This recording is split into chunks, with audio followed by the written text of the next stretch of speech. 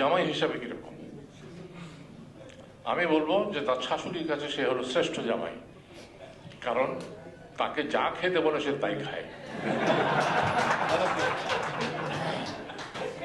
টেবিলে খাবার দেওয়া হয়, এবং আমার ওয়াইফের একটা সমস্যা আছে, সে সবসময় খালি তোকের পাতে ঢালতে থাকে, একটা মাছ, ইলিশ মাছ, আরেক টুকরা নাও, আচ্ছা ওটা তো খুব মজা লেগেছে না, আরেক টুকরা নাও।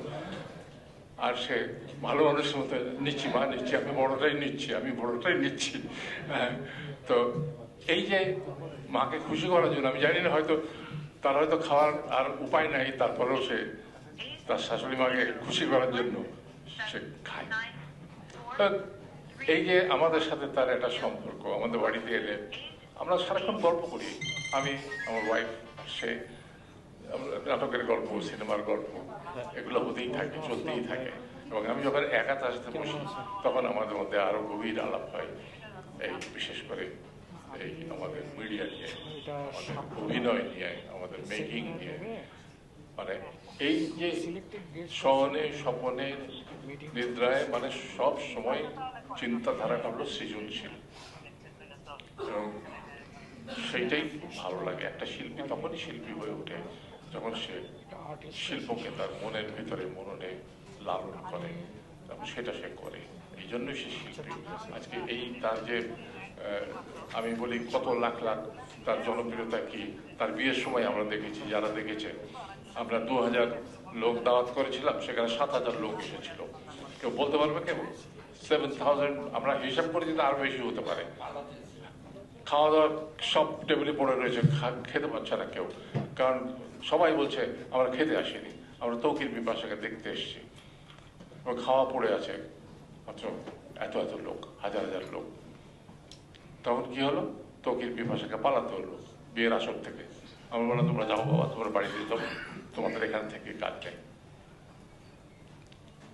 তো জনপ্রিয়তা যে শুধু চেহারায় জনপ্রিয়তা তা নয়, কাজে জনপ্রিয়তা এসছে তার, এইটা হলো সবচেয়ে বড় কথা। যে লাল্লুম বল্লুম চেহারা দেখিয়ে যে জনপ্রিয় হয়ে গেলাম তা না। He meant it, he means business, সে কাজ বোঝে। এবং তার অভিনয় ক্ষমতা সম্পর্কে আমি লাস্ট কথাটা বলি, অনেক কাজই তো করি আমরা, অনেক কাজ করি, আর ফালতু কাজ করি যখন পেশা হিসাবে নিই, তখন আমরা অনেক ফালতু কাজ করি একেবারে। হাসুলি বেগমের উপকথা যদি কেউ দেখে থাকে, আমি জানি না কেউ দেখেছে কিনা, আমার লেখা, আমার বানানো একটা ধারাবাহিক।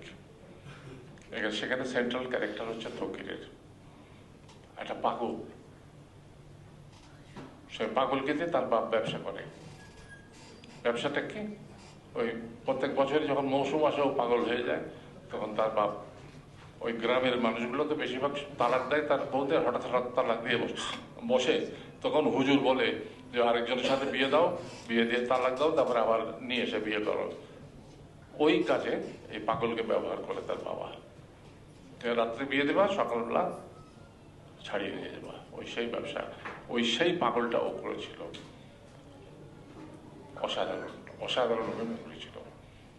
মানে আন্ডার অ্যাক্টিং আমরা বলি, কিন্তু পাগলের আন্ডার অ্যাক্টিং করা খুব ডিফিকাল্ট।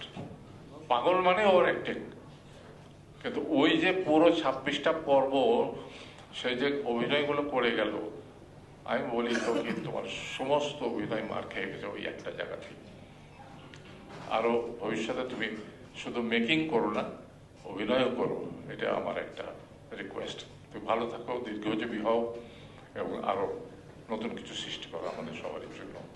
ধন্যবাদ।